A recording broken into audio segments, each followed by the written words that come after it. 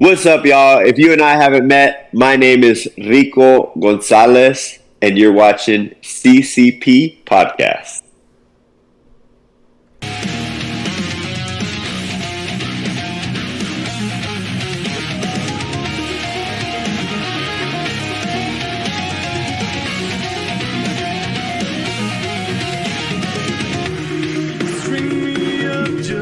What is happening, friends of CCP Podcasting? Welcome back to Beyond the Bell. I am Chris Page. That is John Cable. This is another Friday here at the tail end of July. It's hot. It's humid. It's Florida weather sucks. I don't know what else to tell you. What's going on, man? How are you? I mean, we're sweating it out to the oldies, I guess. You and I are both here, and the humidity's up. So, it's a normal day in Florida. Absolutely. Listen, we've had such a great month of July. We're going to round it out with a gentleman that, you know, has come to us through Eric, right? Eric Lyric Steele, channel co-host of Legends of Wrestling with me on Saturday mornings, usually 99.9% of the time. And really, he brought up Brohemoth a while back, and you know me, John. I have things scheduled out months in advance, and I was like, "Well, shit. We'll let them know it'll be A, B, C, and D." And well, now we're here, right? And it should be a fantastic program. I can't wait to pick his brain. We've already talked a little bit before we came on the air, if you will. But coming to us from 880 Wrestling, this is the man. This is the big man, Brohemoth. What's going on, my brother? How are you?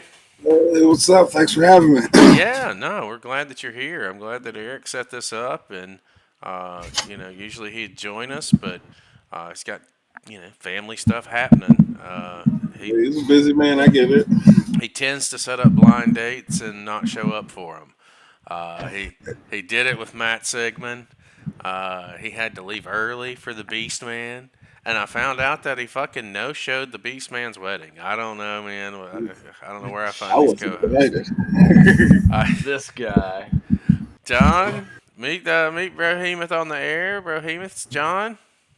Pleasure, Hello, bro. sir. Glad that you are here. We definitely appreciate you taking your time out of your busy schedule to come and talk with us about the industry that we love so much. Oh, for sure, always. Well, let's dive in, man, and get into the nitty gritty, if you will.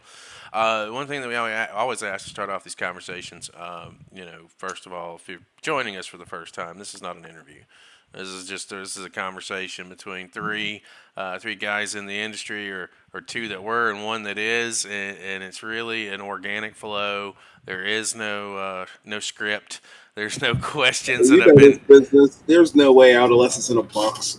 Uh, what's That's that? You're in, right. you're in. I missed that. There's no out the business. Once you're in, you're in. The only way you leave the business is going in the dirt. That's a good point. That is correct. You're up north, right? So real quick, why don't you go ahead and give an introduction to our channel on where you're at, and then we'll hop into this combo. Well, I'm based out of Pittsburg, legendary city of wrestling. Some seem to forget, but places like 880 enjoy wrestling. Remind people that Pittsburgh is where it's at. If you seem to forget. Listen, 880 is where I came across you, and I think Eric is the one who sent me some matches with you a while back. This is going back before we even started Beyond the Bell. It was just a thing, and I saw one of your first matches was with the Beastman. And I've been clashing with Beastman for, I want to say a good 80% of my career. I've at least once a year I cross paths with him. it's a hoss fight, and if you have not seen a Brohemoth Cross fight Beast, is an understatement when it comes to the Beastman. I was about to say, if you haven't seen one, you probably either saw it earlier this week, or you need to go out and look at it, because these are two guys that are just beating the piss out of each other.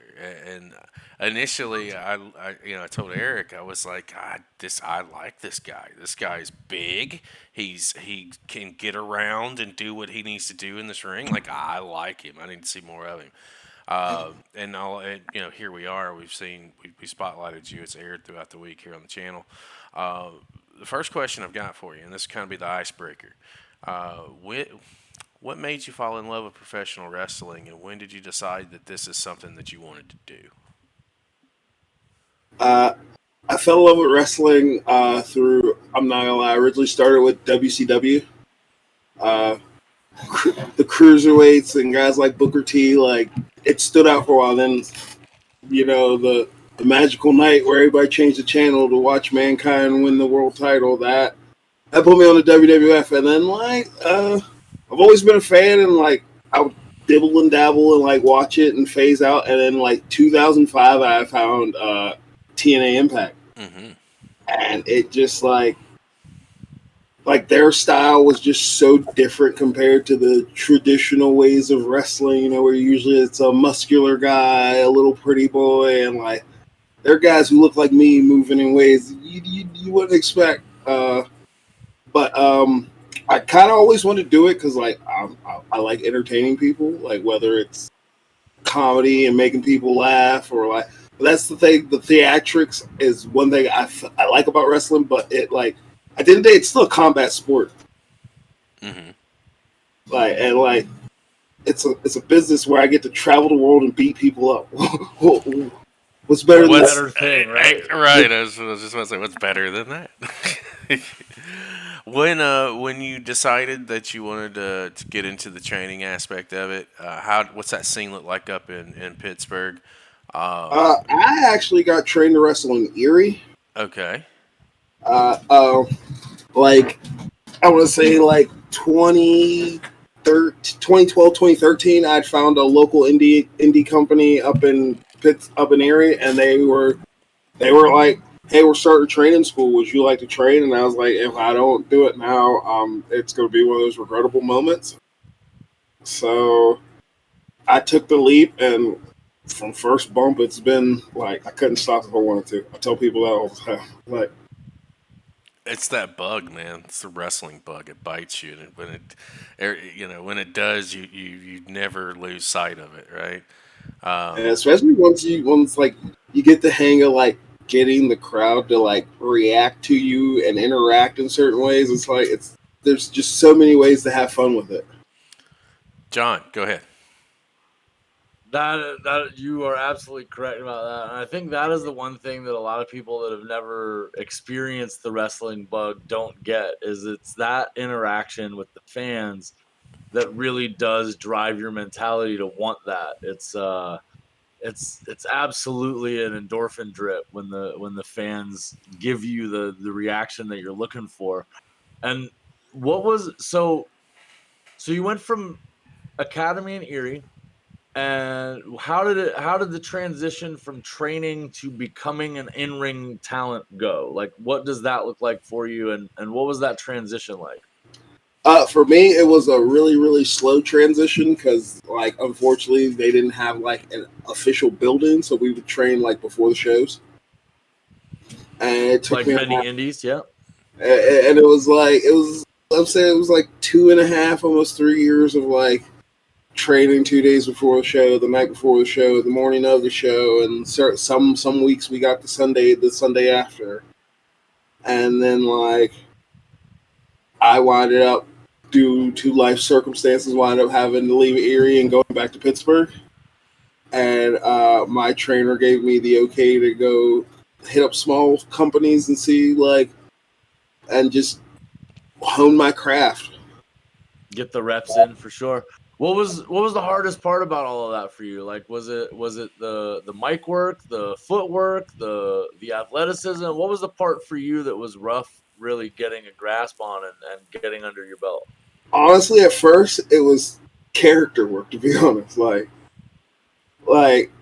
Because moves were easy, because, like, I was doing, like, parkour. I was doing a lot of sports. Like, I was pretty active. So the athleticism wasn't too rough. It was a bit more intense than I had intended. Like yeah, there's a lot of that. Yeah. So it was like football's a lot of strength training. Like, your cardio, like, you do a bit, but, like, I'm 6'3" or 6'5", 300 pounds. Like, I'm not running plays all like that. I was a lineman, so most times, like, being active, it's a minute and a half, 30 seconds, 2 minutes on the long end. So, like, having to push it to, like, going, like, 10 minutes, 15 minutes, sometimes even being asked to do, like, 20 minutes, like, that change was, like, first few times, I'm pretty sure I threw up in my mouth.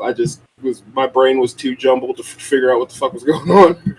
Look, there's no shame in that. Man, the longer you're in that ring, the closer you get to that button, and everything comes out. It's just what it is. If you've never been in there for a long time, then maybe you don't know. But guys, it's real. That is a problem. I feel like how did you build the tank? For a guy your size, like, it's impressive that you move the way that you do, but how did you build the stamina? How did you build the tank to get into the 15, 20-minute range? Jump roping was, like, the at-home thing, but, like, my trainer was a stickler for cardio, so I got cardio drills I could do seriously, like, a weekend-long death camp if I wanted to. I got so many cardio drills from training under him. That's probably been a massive advantage in your career. Yeah, I've had my fair share of big men who don't have a tank, and then, like, I've wound up hurting myself having to deadlift somebody who didn't have the strength to get up. That's a concern, especially on the indies, for guys that think that they've got it and just don't. And sometimes that is the reality of it. A lot of harsh lessons learned from waking up the next day and not being able to stand up straight. Like, it's one of those things, man. Like, you just don't, but you wouldn't trade it for the world. It sucks, but you wouldn't. I wouldn't. I remember I did a street fight against Beastman, and he had put me through a wall. That's one of the matches that we watched with. I woke up my kid woke me up the next day and was like, "Dad, were you fighting a bear?" Because I didn't know that the wall had actually, like, clawed up my back. Like, a chunk of the wall, like, gave me this real nasty scratch on my back. And my kid was like, "Dad, were you fighting a bear?" I was like, "Something like that." Yeah, I mean it kind of qualifies. That's what yes, it's the answer to that question, because Beastman's a big dude. Where does 880 come in for you? That's one of the feds that we've predominantly seen you in, but I also know that you do work elsewhere as well. But we'll start with 880. He has a long line of feds that he's been associated with. Sure. In fact, he's worked around a bit. 880 is home. Like, I train there regularly. MV Young started a program where he wanted to start a school, and him and Gannon Jones Jr. went out there and they did the work. They put out a solid few classes right now of students. From the Italian strongman to the amateur wrestler Reese Hayes, the tag team of the Fourth Lines, like, everyone who's trained under MV. Like, I've seen people who train elsewhere come and train under MV and have blossomed into much better versions of themselves. John, go ahead. So what it sounds like is you finally found a place that is not only beneficial to you but others, and it's really helping you build what you've got going on. But how do we get from Erie to there? Like, what was the journey like for you early on? How did you find getting bookings and things like that? Honestly, like, from the first, I would say the first 5 years of wrestling, I wasn't mobile. Like, if I traveled, it was usually a tag along, or I get booked on the same show as a friend and ride with them. But, like, honestly, it was a lot of word of mouth. Like, I'd work one place, somebody would catch me there, my name got around, and people would start reaching out. And my goal every time when I'm booked somewhere is, like, you might not give me the best opponent, you might not give me the best features of being on the card, but, like, my goal when I'm on the card is to make sure the people who watch me are entertained by my match. Well, that is my goal. So, that fits one of the three things that I consider a good performance and a good booking. Did I get a reaction? Did my opponent get a reaction? Did the match get a reaction? All that, the answers to those questions are yes. You did your job. Exactly. And that's the kind of, like, tidbits of like knowledge I try to pass to the kids. It's like, hey, if you're second on the card, you don't need to do your whole arsenal. You do your top 5 flashy moves and then get to where you got to go in the story. Facts. Because I've been on teams where you got guys who's like, oh, I drove 10 minutes and I'm losing. I gotta have a 25-minute match, bro. Your third match, and there's 2 more matches before intermission. The industry functions on you could have drove 4 hours, but you got 10 minutes in the ring, and you got to make it work. I drove 8 hours for a 3-minute match, and would do it again in a heartbeat. Probably. Yeah, because that match was really fun. I might have to find that one and send that to you guys too. My longest road trip, when I think about it, I was on the Alabama scene back in 1999. I wanted to get down south.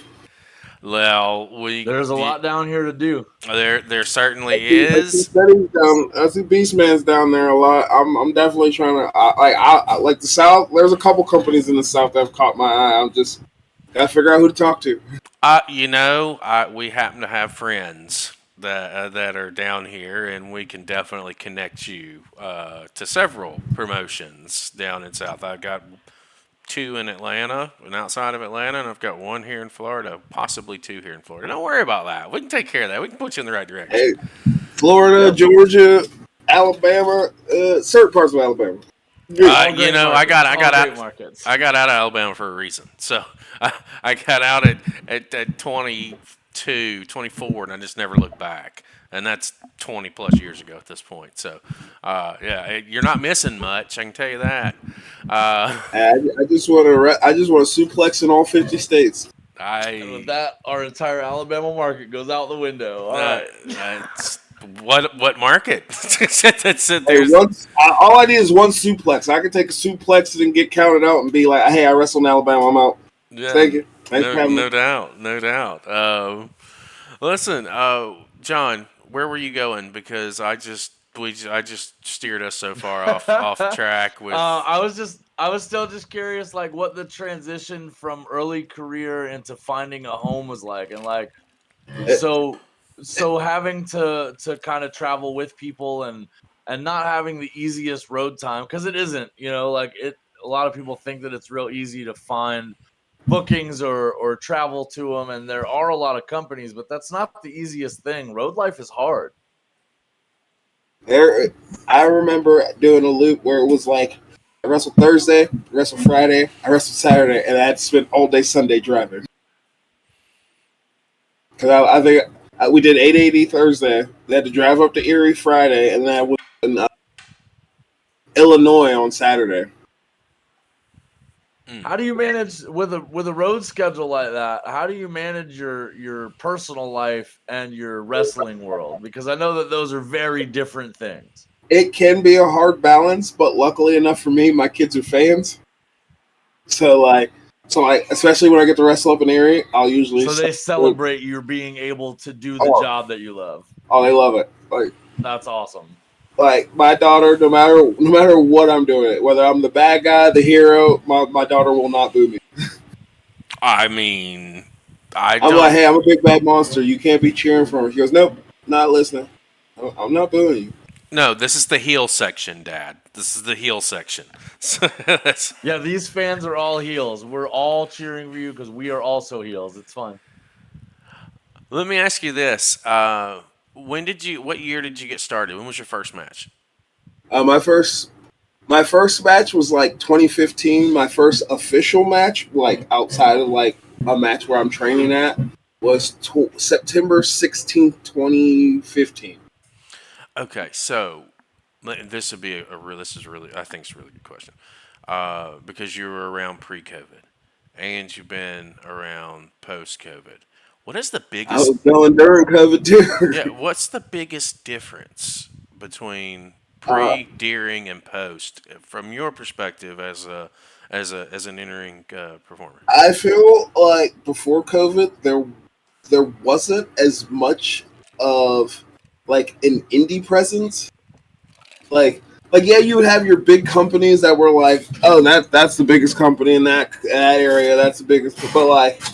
After COVID, because there were so many like places that just like put up a ring and a camera and just started shooting matches. And then once they said the world was open, those places decided we're going to buy a building and start running.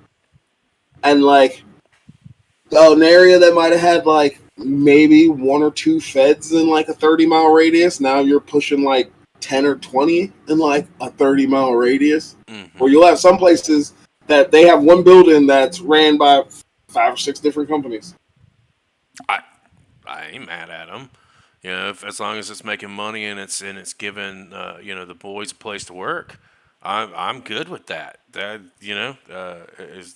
as long as it's being managed correctly and nobody's getting fucked, I'm all right. That just means more potential money there to be made. John, go ahead. So your entire career, you've been lauded as a singles, but you've also had a lot of experience in tag action as well. Yeah. How did your tag career form up? Have you had a longtime partner, or has it been with many different people? I know that you had different tag partners over the years. For the longest, it was me and Mitch Napier and KSWA were the best bros around. But like, it's funny because like, my first match in KSWA, or my first singles match in KSWA, was against him. Right, he defeated you for in a title match. Yeah, and we had a good rivalry going for like my first year and a half, and then they were they decided that like, hey, we're gonna partner up you and Mitch, and I just turned to him and was like, hey, if we're gonna do this, we're gonna do this. We're not gonna be like 2 singles guys running as a tag team. We're gonna tag. We're gonna tag like. And matching gear and all. Like, let's go. Yeah, there's only one way to go, man. We didn't go that far. It was more like I wanted stuff to be like we're gonna look like a tag team. We're not gonna just be 2 guys just doing a bunch of moves together because we're the top guys here. And it was like not gonna lie, like tagging with him it was just so much fun because it was like, hey, we don't have to talk much when it comes to calling a match. So it's like, hey, you guys had been in the ring for years by that point and had been working against each other, so you guys know each other very well. Do you think that chemistry played a part in how well the tag team took off? It definitely did help out a lot because a lot of like his stuff, I would just add a bit of my flair to it because like his thing was he would hit a big swing, or like I would do a big swing for a while just to like, it's something to do. And he was like, drop kicks. I'm like, bro, you do drop kicks once a balloon. Now I do them all the time now. Start spinning.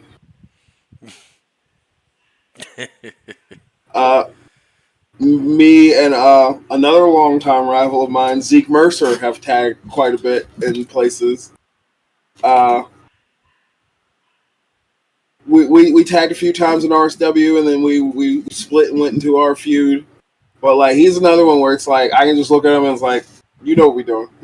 When you've had singles matches a long time with him, also, it seems like most of your tag team pairings seem to be with people that could be classified as rivals over the tenure. Yeah, because like, if you can beat me, you can tag with me.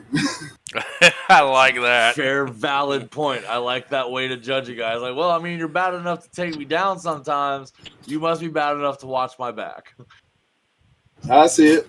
What's your preference? Do you prefer tags or do you prefer going singles? I prefer singles, even though I have a way more decorated tag team career. But I'm not one to complain. Like if like a company calls and say, "Hey, we need you in a team," if we can make it work, we can make it work. But like I prefer singles because like I don't mind sharing the spotlight. It's all about that personal glory, though. At the end of the day, For sure. But it's all about my brand too. I dig it. I get it. I was a diehard tag team guy. I love tag team wrestling. I love it too. Sometimes. But I get it. I get it. I was a bona fide singles guy. Like well, ultimately I found my success in inside the ring as a singles.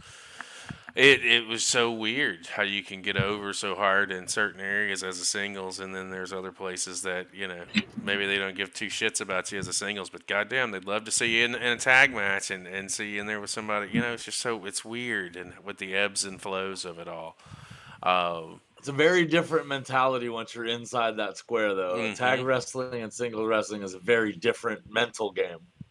It can be. I feel like that's what becomes the issue with tag team wrestling. Sometimes people overcomplicate it because they think there's more moving parts. It's like, no, not really. Good tag team. It's not about it's not necessarily the moving parts. I think for me and my mentality about it, it's like there are more options. There are more depths to strategy. There are more things to keep your eye out for. There's that other guy over there. You've got to kind of keep that cocked eyeball staring at. There's more going on. While it isn't necessarily more moving parts and it doesn't have to be complicated, there definitely is layers to that strategy that is not involved in a singles match. Oh, but you get unless you fight a guy in a faction, then you get tag teams that gel together. It's beautiful to watch. It's wrestling in general to me is it's art. It's a beautiful art. When it flows well, it's beautiful. Yep, absolutely. Especially when you find styles that like work for you. Like me, like I'm not a big deathmatch guy, but like there are certain aspects of it that like I can see where the crowds are for it. Cause man, I'm sorry, like I have a high pain tolerance. I don't need to test how high it is. I have a philosophy. You don't if you don't like something, you don't have to watch it, right? Like you don't have to deal with it. But the beautiful thing about wrestling is that just because I don't like it doesn't mean that there's not a market for it, and doesn't mean that there are other people. It's all about finding your niche. It's all about finding what appeals to that you. was another thing. Back to your the changes from pre-COVID to like intergender wrestling has had quite the resurgence in the last few years. Where like there are some where it's like are you serious? But there are some where it's like that's a monster of a lady. Delta And Brady. that guy's 100 pounds soaking wet.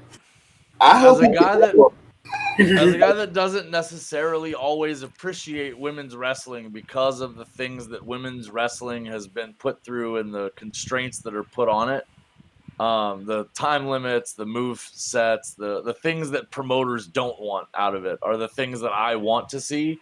And when I see a women's match that is just a wrestling match and it isn't made to look like a women's match, it's just two women who happen to be in the ring, or a woman and a guy who happens to be in the ring, but it's just treated like wrestling and not women's wrestling, then I can appreciate the talent and the art form. The feds, I find, the promoters that book the way that they do and provide the limitations to what they think women's wrestling should be, has been the downfall for me in women's wrestling. But I will admit, since COVID, we have seen less and less of the bullshit around women's wrestling, and we've just seen more good wrestling from women. I think that shift has been tremendous for the industry.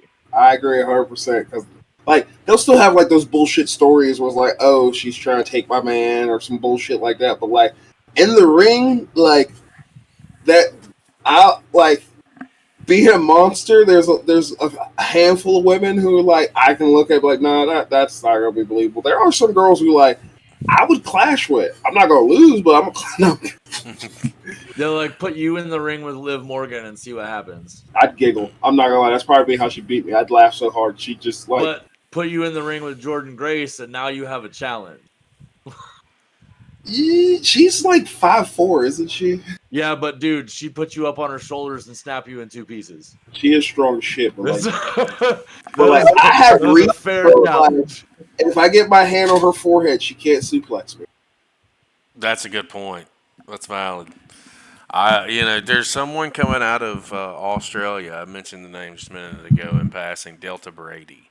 If you don't know who she is, you're probably going to be seeing her in NXT. What was that name? Delta Brady. Delta Brady. She is coming out of Riot City Wrestling and a few other places in Adelaide and Melbourne, and she is signing for NXT and is going to explode into the scene. I'll have to look her up after this. She is a brick shit house for a female talent, and For a talent, whatever. yeah, she's good. She's good. It's just good stuff. John, where are you going next? But it's that kind of change in the industry that brings us into what we're doing with wrestling now. And there's absolutely eras, and you can tell where they are. There's the golden age, the attitude era, the PC era, this new movement in wrestling. But realistically, the newest thing in the industry and the best thing that I could even imagine for the industry is what we're seeing right now. And it's this resurgence of independent wrestling in the territories. And that's really what is more going on now. You've got a few companies in different places that are working the rosters together in a rotation, that are scheduling shows around each other, and independent wrestling is becoming a mainstream event, and it's not just limited to the big three anymore. Yeah. Where you guys can build a company and get on TV and get on streaming services and do what you want to do and make it a career and a brand that we did not have access to 2 decades ago. And you're involved in part of that, and you guys are absolutely building brand recognition where you're at. Oh hell yeah! Enjoy wrestling. Back in June, just ran Stage AE, and before them, 6 years ago, NXT and Ring of Honor ran there, and they're the first independent company in Pittsburgh to run that place. And I was there for that show. I'm not gonna lie, the show was amazing from first bell to the last one. Well, you've seen both ends of this industry, kind of, where where when you started, we were coming into the branding era and sort of getting into the move away from backyards as indies to real companies. Yeah. And then after COVID, you've seen the explosion of independence. What do you think the biggest difference is from the last age of wrestling to where we are now? Now I will say it's like wrestling as a whole is just starting to be on more eyes, like more because like between like the big three, like there's different styles are blowing up for different reasons. Like you had TNA with the X Division, you had Ring of Honor with their pure title and their styles of matches, where it's like wrestling like there's like the streaming services, like local promotions. They're now like they're doing radio and TV. Like wrestling is just now it's more mainstream than ever. It is, and that's like especially when it comes to the independents. I don't think I've ever seen it like this before, where there is Never. at least Well, here in this is crazy. here in the States, like there, and again, we've had the opportunity and the privilege of talking to talents all over the world, and it's not like wrestling is just booming everywhere. Don't get me wrong, but here in the States, versus like in Australia, there's so much more and so many more places to work, versus being over there, that we are now like, we have an advantage because we have that opportunity now to really get out there, as a talent and make a name for yourself just by putting in the work, because you're gonna get recognized, right? Like it's gonna happen, especially if you're good at what you do and you hone in on your craft. Like it's just it's such a wonderful time to be an independent fan, an independent wrestling fan. Like I'll be the first guy to tell you, I don't really watch WWE. I don't really watch AEW. I don't care if if something's out there or something's buzzworthy. I'll go out of my way to watch it, right? Like I've got the network, I got the Peacock. I'll pull it up if it's WWE related. I'll go and watch an individual match. My passion is on the indie scene because it's all the guys that we're just stumbling across based on watching Yeah, that's random the great shows. thing about the indies is like sometimes you might go to a show and you might not know one of the guys in that crowd in that show you're watching might be signing in the next year or two, might blow up and go viral. Like, you never know. Like, I remember the first time I saw Javon Evans. Like, he popped up randomly at our RSW show, and like every time I seen that kid, he was just like he had star energy the second he went through them ropes.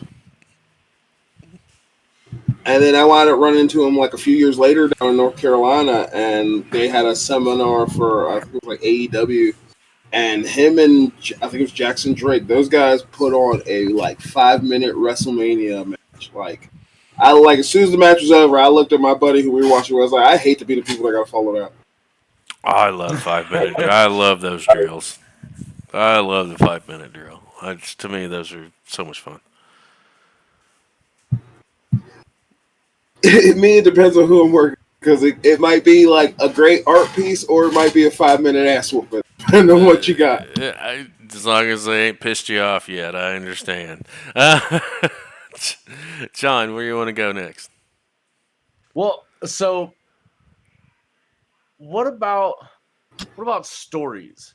What, in your experience from before and recent, like, what's the difference in the way the companies approach you with angles? And because I know that's very different also. Like 2 decades ago, the companies came to you and said, this is what we're doing.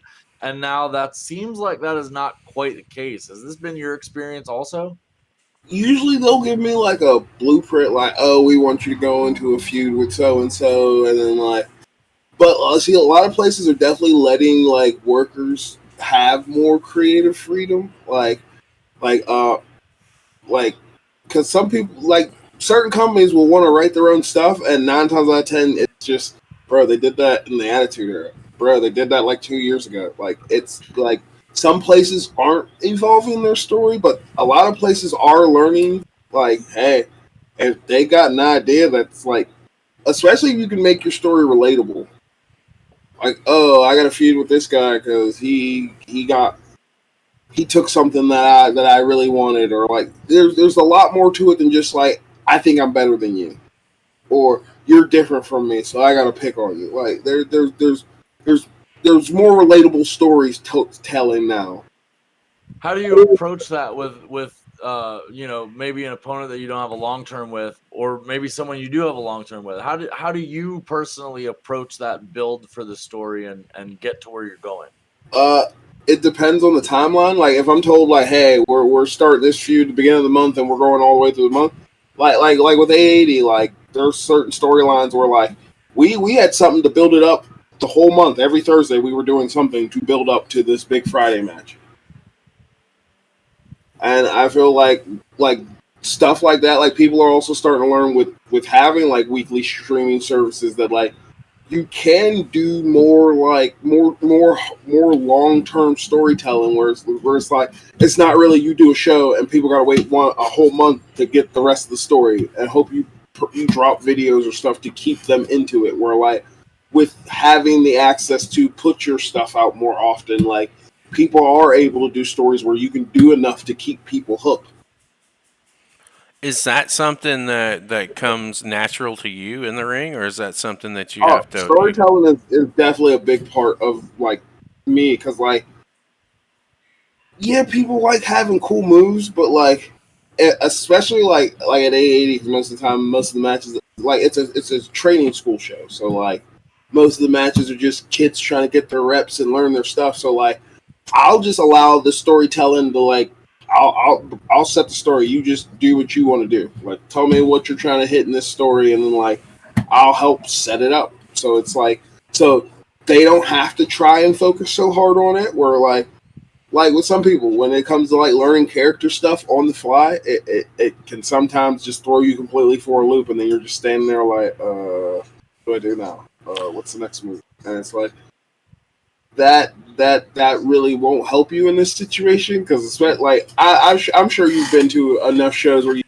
seen like, there's that 10-second pause of guys just standing there looking at each other. Mm-hmm. Yeah. Oh shit. What was the next spot?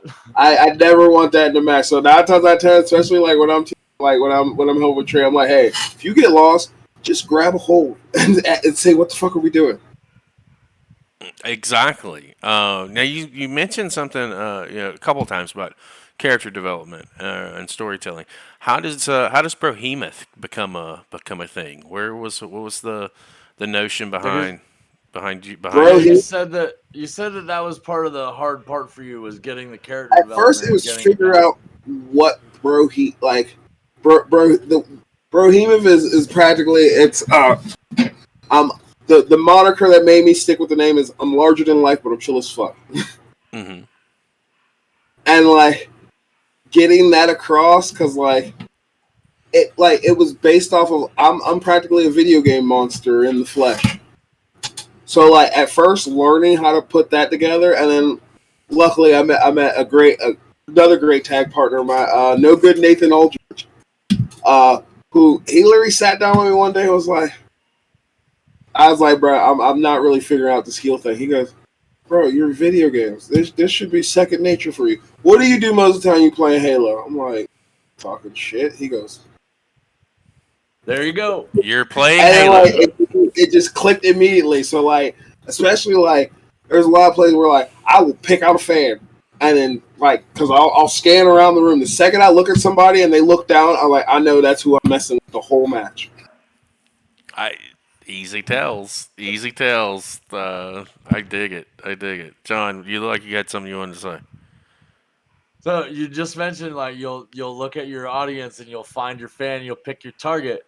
What when you realize that there's that guy, the mark right there, the one, what's your brain go through when you're like, okay, I got to get this guy right here. That one, he's going to react to me. What's the process? 9 times out of 10, it's I'll give them a look, and then for some reason, never fails when I'm working heel.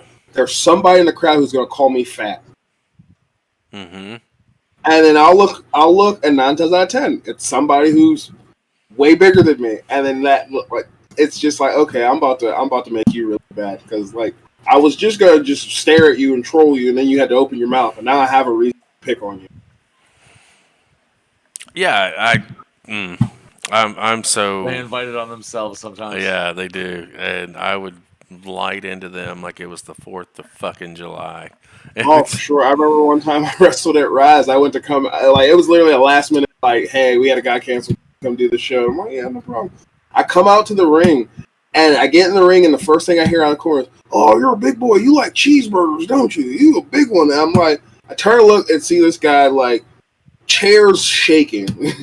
Like, I look at him, like, not even think I just turns like, I'm your mom's favorite meal chump. Watch who you're talking to. I was like, oh, shit, it's a family show. Hey, but you still didn't. You didn't cuss. You're okay. You, you didn't. You danced But around. luckily, I said it loud enough for him and his friends to hear, but I didn't like scream it so the whole crowd heard. Thus far, Sometimes you got to skirt the line. yeah.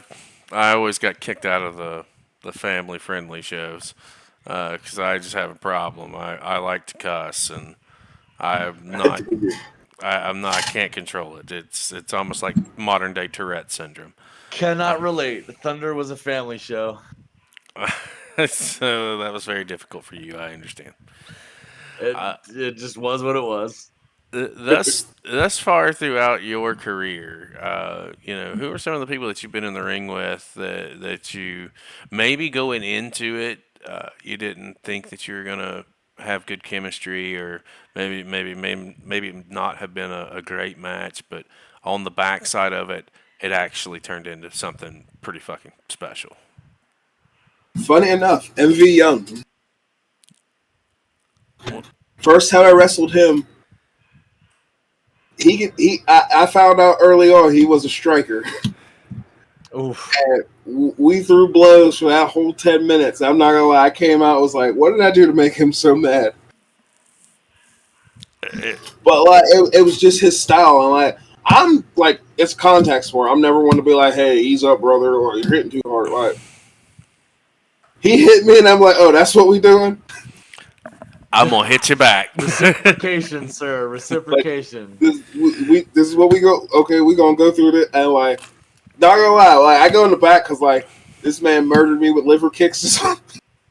So I go to the back. I'm like, I felt like he beat the crap out of me. What did I do to make him mad? And I watched it back. I was like, the beating was pretty severe, but it wasn't. It was a good back and forth enough, like where it wasn't like, okay, he didn't beat the hell out of me, but like that was a slugfest. But I'm not gonna lie, never like love working with him. Like anytime he's like, hey, you want to work? Yeah, let's do it. Punch a kick, brother.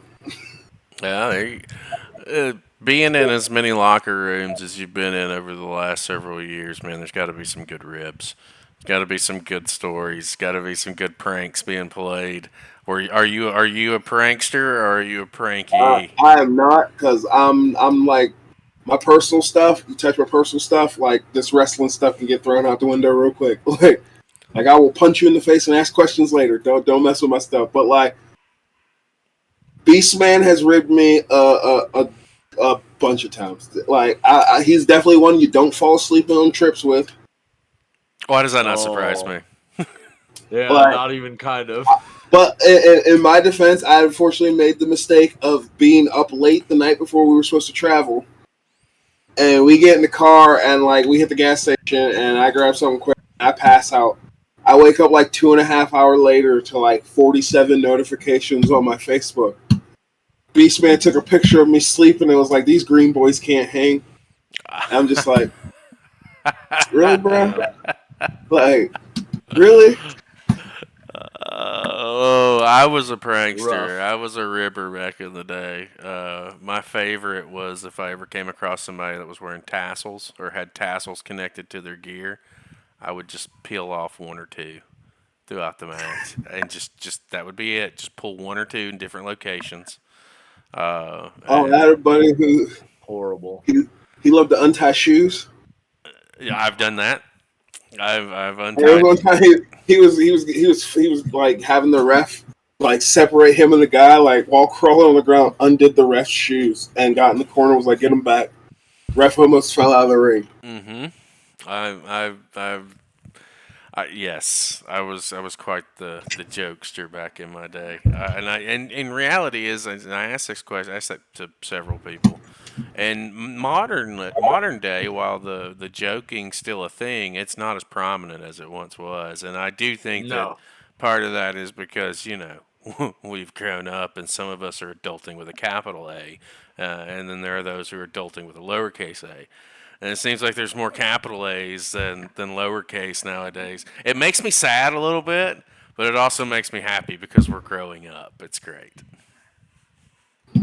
Yeah, I've heard my fair share of jokes, but like I said, I'm one of the ones like you put something in my bag that ain't supposed to be there, or you like dump something in my bag, we're fighting. It's not we're gonna laugh and joke about it. It's like I'm swinging. No, I never. I don't think it was. You never touched a man's stuff or any of that. No, like I said, tassels. That's my jam. If you got tassels on, bro, well, you're losing one. I did do a spot in a show where they had a guy take my bag because their plan was they were going to take their opponent's bag so he couldn't wrestle tonight. And the guy walks out, was like, "That's not my bag. I got my bag right here." And they're like, "Is this it? Your bag? Whose bag is it?" And they start digging in the bag and they pull out a chain. I used to wear this necklace with a little 8-bit me on it. Mm-hmm. And they pull the necklace out and it's a little 8-bit me. And then as soon as they pull the necklace out, you hear me in the back screaming, "Where's my bag?" And like as soon as I come through the curtain, the kid is like scurrying to put everything back in the bag. Yeah. He's like, "Shit, I got caught. Oh no, I am in danger." And then I got a rib in the same moment. Cause I'm like mean mugging and the guy turned and looked at me and goes, "Hey, I already took your bag because you couldn't read." And like the way he said it caught me off guard. That I was totally gonna just start cracking up. I had to like turn back to the guy and start mean mugging to keep myself in character.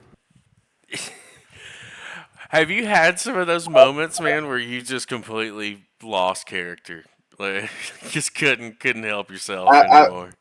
I've had a handful of them. Is it usually the roster or the crowd? More or less, it's the roster, but I have had a few where like there are certain people in the crowd who just like they're just just would not eat, like, oh, like come on, fatty, do something. That's like, bro, like there's a thin piece of metal between me and you. I will fold you in half and laugh about it.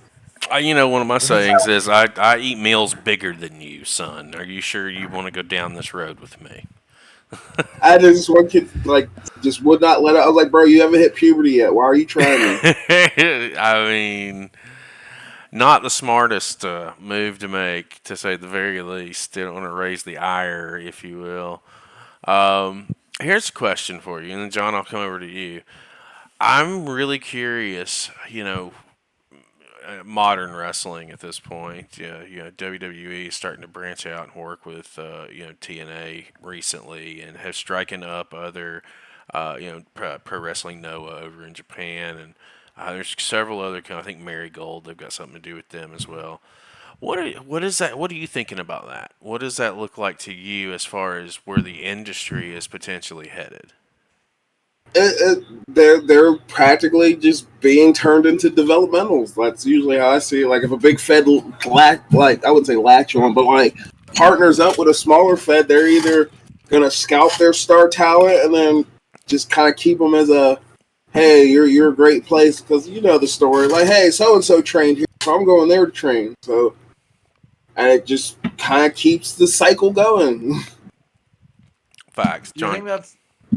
think that's necessarily beneficial? I mean, I understand that it garners attention for the smaller fed, the training school, the academy, but do you think that is a symbiotic relationship or more of a parasitic one? It can be symbiotic because, like, with those guys getting with those stars getting the better opportunities and moving on, and now guys who are behind to bear the torch and step up, or and let somebody else who could step up and take that place.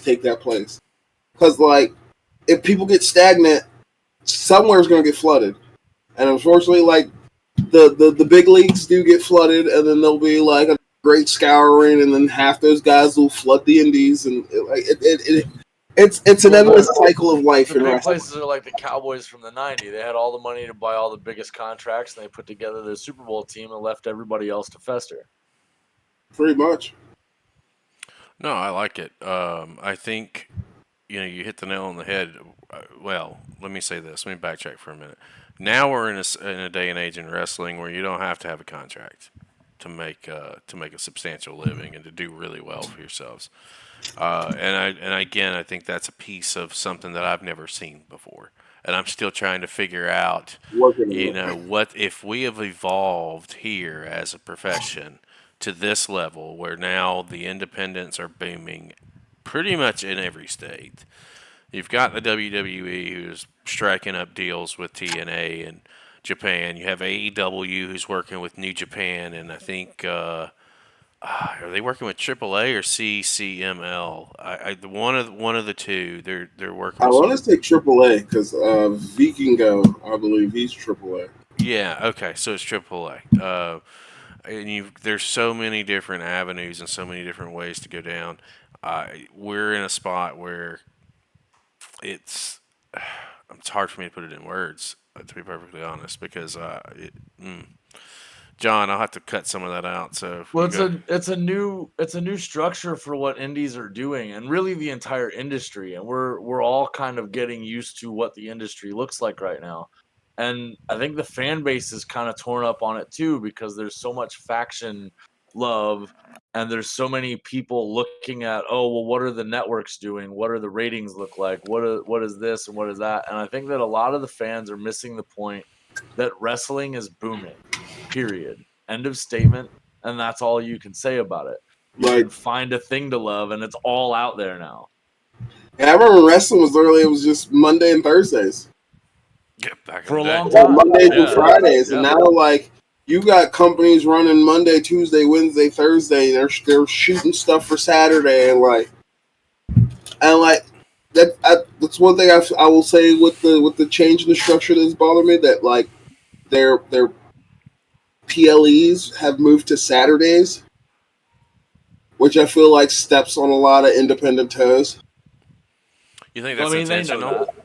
Yeah, they do that absolutely on purpose. Oh yeah, we know it's intentional, but like That's another aspect of me to like when guys get signed. Like can you step up and give these people a reason not to want to sit at home on a Saturday? The other end of that is also like look at what indies are doing around WrestleMania, right? So say you're not in the area that WrestleMania is in, or maybe you are.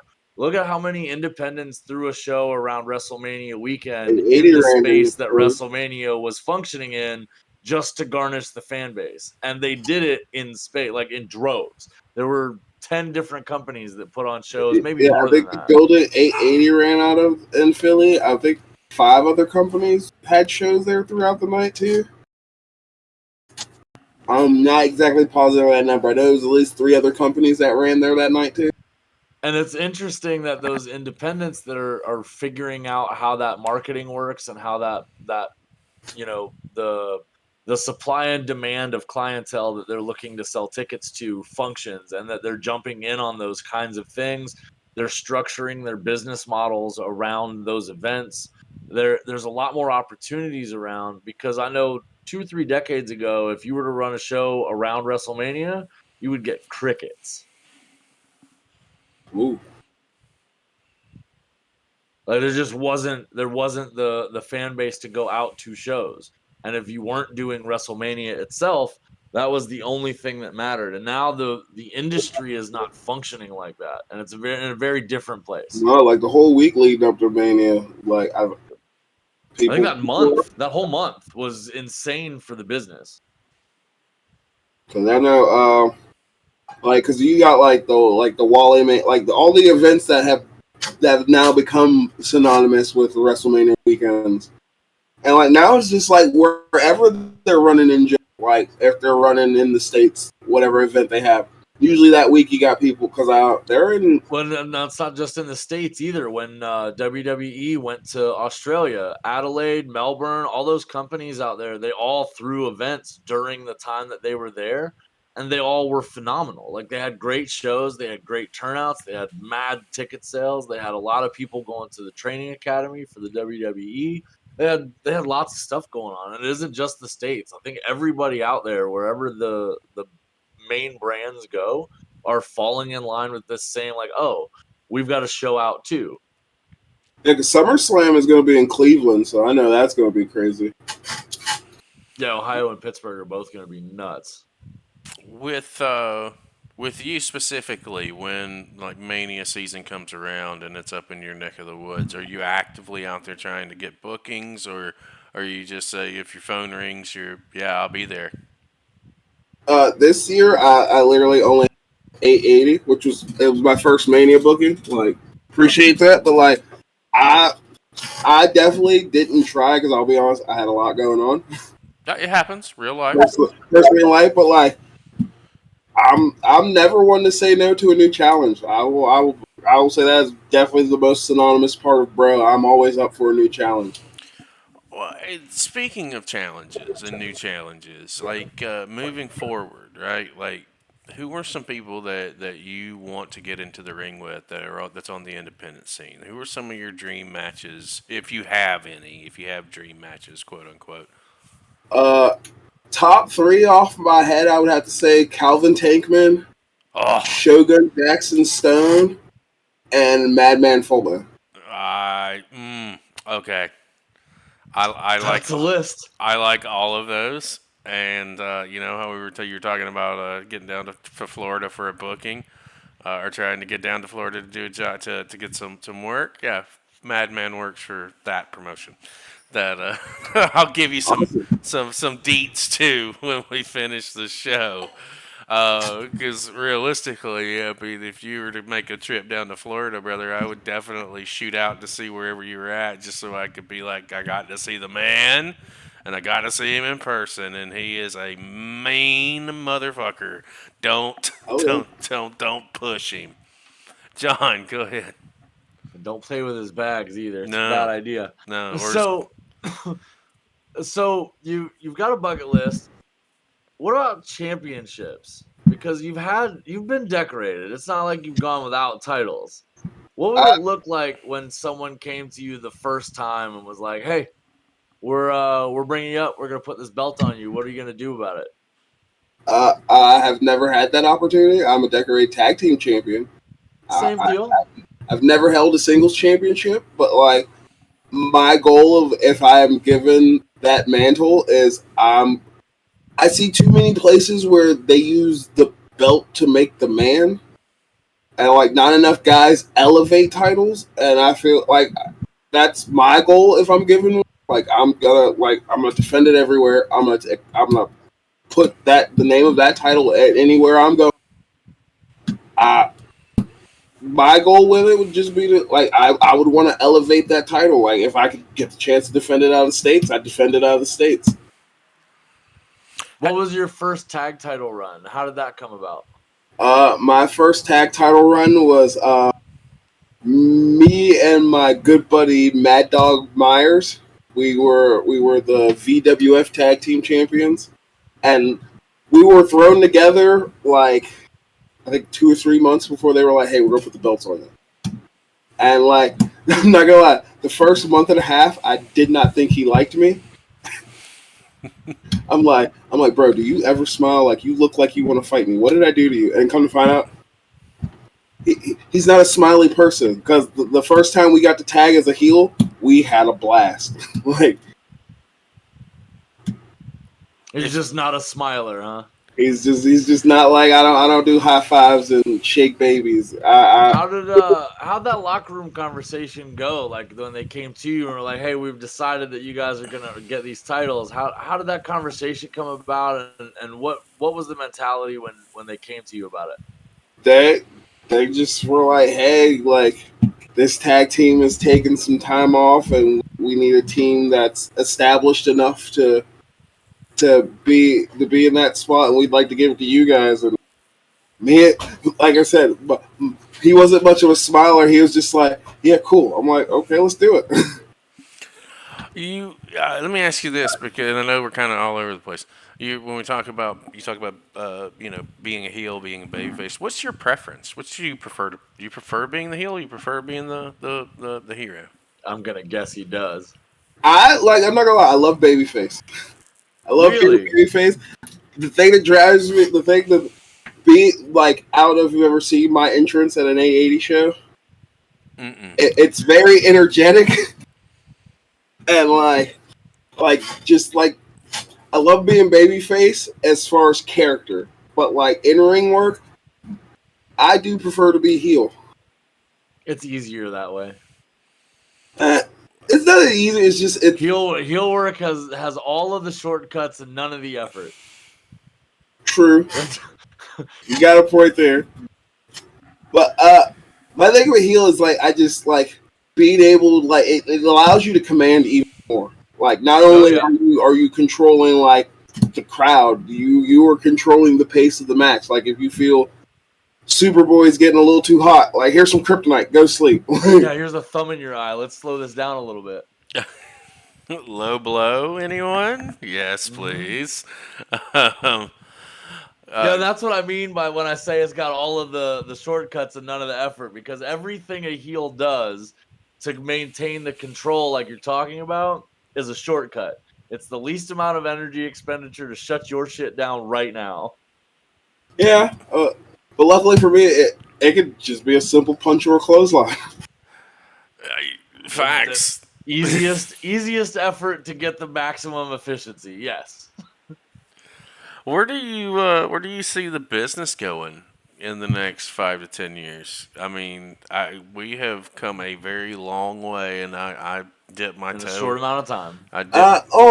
The way the cycle usually goes, I think at this point, like the indies are gonna like with the flooding of the indies, like you're gonna get a lot of build up. You're gonna have your next waves of your AJ Styles, your Samoa Joes, your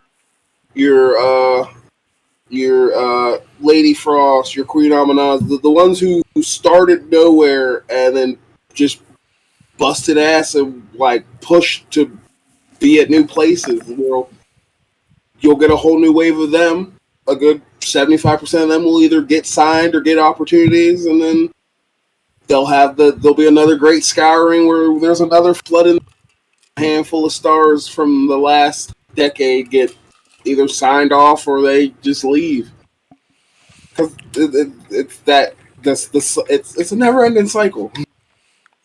It is. It's a rotating door for sure. You know, a couple of decades ago, 3 decades ago, when you'd have a training class of 30 or 40 people, you'd have 1 or 2 come out of the end of the class.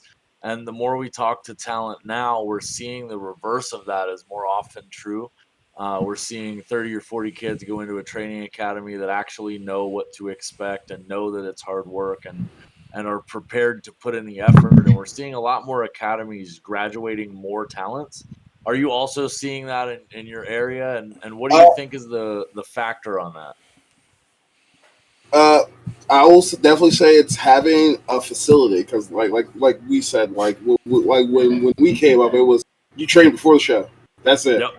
I tell those kids I was like, you fuckers have it so lucky that you get to train Monday through Friday every week.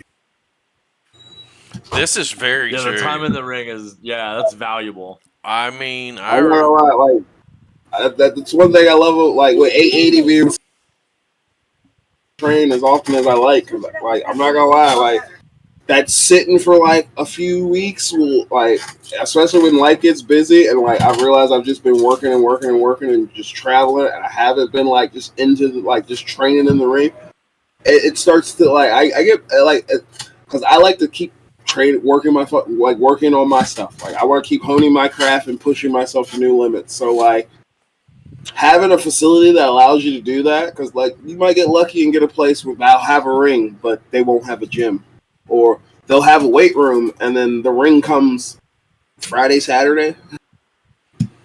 I'm back in my day, dude. Like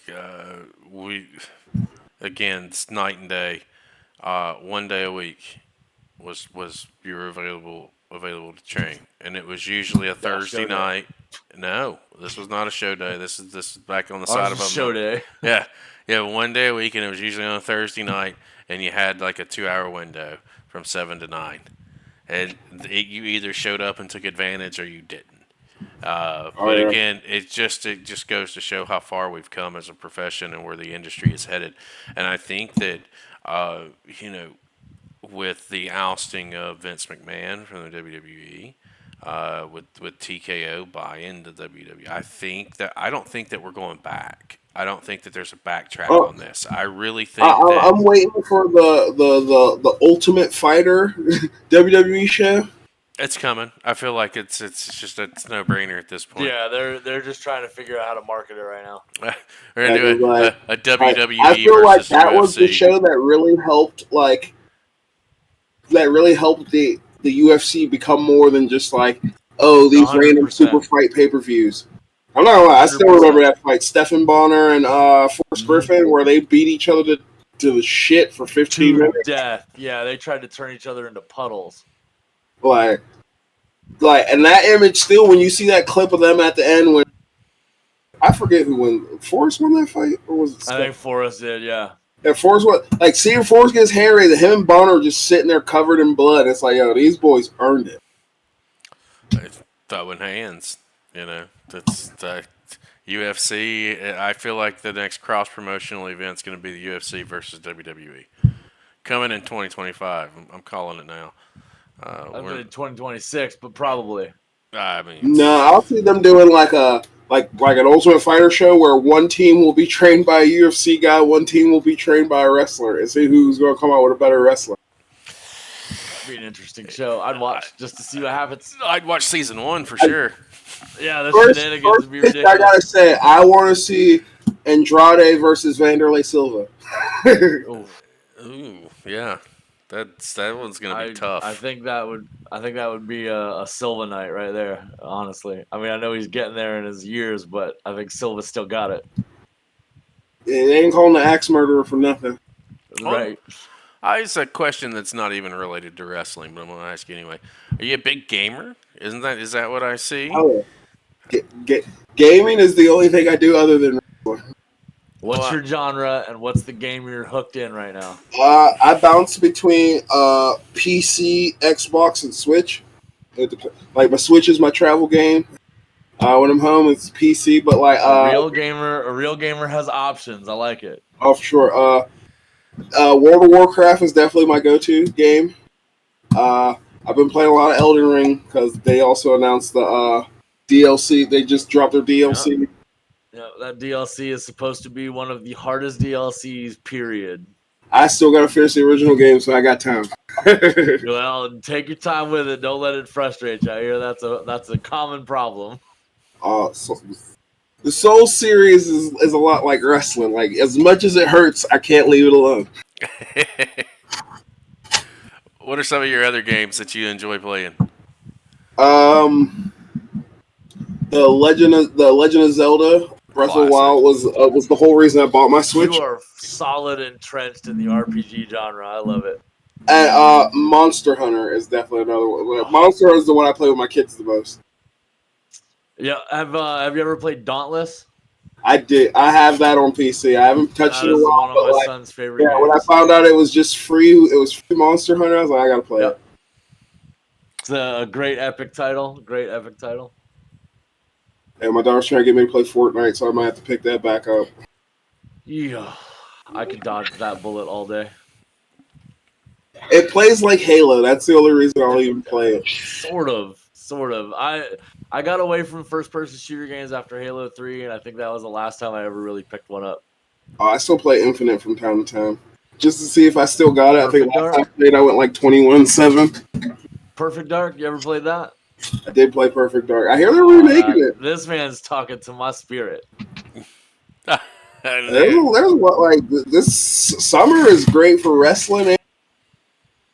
100%. That is facts.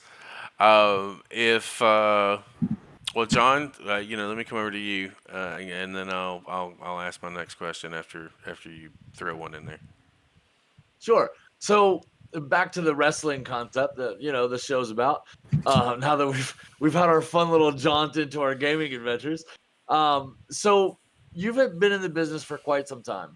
What do you think has been your biggest takeaway from someone's tree of learning? Like, what was the moment that something clicked for you when you heard it from a vet or in the ring or in a locker room or a seminar? What was something that really made the industry click for you, and maybe a piece of advice that these guys coming up can really latch onto and take with them? Train how you work. So, like, because there are a lot of guys who, like, you can watch it and tell it's a practice match. Where, like, they're just going through the motions, they're just doing the moves, they're not really, like, putting themselves into it. Mouth shut, ears open. See, I have to tell you. There are a lot of up and comers who, like, 9 times out of 10, their mouths write checks that, like, they're not ready for, and it's like, I get it. Everybody wants to be a fucking star. Everybody wants to make it big, but, like, if you're not taking the right steps for it, you're just setting yourself up for failure. It takes me back to the biggest piece of advice that I ever got in this business. It was back in 2000, the year 2000, from Ricky Morton. I got to work a loop opposite the Rock and Roll, and it happened on the first night of a 7 or 8 day run. I was excited. I was, I'm heel. I'm teaming with Buddy Landale, and Morton tells me in the middle of the match, because I was like, I want to do this, I want to do this, I want to do this, and he grabs a side headlock and he just said, "Shut up and listen." I shut up and listened and learned so much in that week run. Like, it's to this day, it's still shit that is engraved. He's definitely one of my favorite seminars to do. I'm not gonna lie. Well, I mean, when Morton tells you to shut up and listen, you don't really have a choice. Well, no, it was more or less like he did it in a way, like, obviously in the match, yes, shut up and listen. I mean, just intellectually, you're like, no, you know what you're talking about. I should shut the fuck up. Yeah, and then it was like it's literally the best piece of advice. And then it wasn't listening to him; it's listen to the crowd. Listen to what the crowd wants. Don't.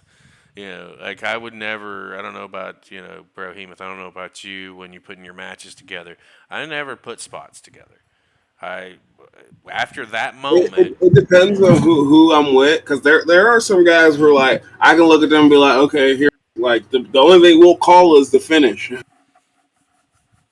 sure. And then it's just I don't know. It's that one piece of advice is such a sound piece of advice that even today, if people would abide by it a little bit, you might have, where we're at now as far as wrestling being fucking fantastic. It could be even so much more. We'll chalk that one up to life hacks for everyone, says Behemoth. There you go. That's Here's one question for you that I like to ask of everybody who comes on the show, and you're going to be hit blinded by it, like you've been hit blinded by everything else. So don't feel like you've got to like provide the perfect answer. And if you forget something, you can always just DM me. Um, and then again, when you give me the answer, I'm going to tell you why I asked you. As far as in your neck of the woods on the independent scene, as I don't care about WWE and AEW or guys and gals that are working for them right now because I've already seen them. Give me some names that we should be watching, that we should be looking at, because our platform is 95% independent wrestling, and that's Uh, because Top three, I probably have to say MV Young, because like he's underrated. Like I swear to God, like I've never seen a bad match from him. I tell him it all the time, like bro, I've never seen a bad match from you. Like literally, the bell rings and you hear Renegade, that you know that kid's about to come out and put on some work. Uh, really, anyone from 880, Before Flying, Reese Hayes, Gianni Michael Enrico, Aleo Dreams, Wildflowers, like those kids put in so much work to be better each week when they come through those ropes. Especially the Den of Desire. That's definitely one tactic I will shout out till my lungs give out. Those two boys have those two really have like pushed each other to be better on every level. And Pagasa. She stands out for many reasons. One, she's one of the only few mass wrestlers I know. mm-hmm. And that girl's intensity, for sure. Here's why I asked that question. So you gave me 7 or 8 singles and 2 tag teams, right? Mhm. So we'll say 7 singles. You're gonna introduce me because I'm gonna go out and I'm gonna watch them. I'm gonna find some matches and I'm gonna take a look at them. I have all kinds of programs on Twitch, from Wrestling Request Live to Inside the Indies to all kinds of shit. Professional wrestling base. So you gave me 7, we'll say 7 singles. Well, actually, you gave me 14 because they have to have an opponent. And this is why one thing I love about professional wrestling, especially the independent scene, is because, again, there's so much talent, and you're not going to get a chance to see everybody that's out there. So word of mouth is how I grew up, and how I figured out how to get things done is all word of mouth, grassroots. And with the 2 tag teams, you gave me 4 names. You gave me 8 because they have to have a team as well. They have to have somebody they're working against. And I want to thank you for giving me those names, because it's how we continue to do this program, and how we continue to move forward. I may not reach out to them, individually. I may not reach out to them at all, but I'm gonna watch their shit, and it's gonna put them in front of me and in front of John and in front of other people who may not have seen them before. And then if they're banger, like you said you are, they may get a DM from me. Hey man, you want to come on and talk to me? Because I saw your shit. Brohemoth turned you on to me, and you got something. Like it's just it's the nature of the industry. Oh, for sure. Now I know that John likes to end with a question that's always usually a really good one, and it's really good answer. Always has a good answer from everybody who comes on, so no pressure.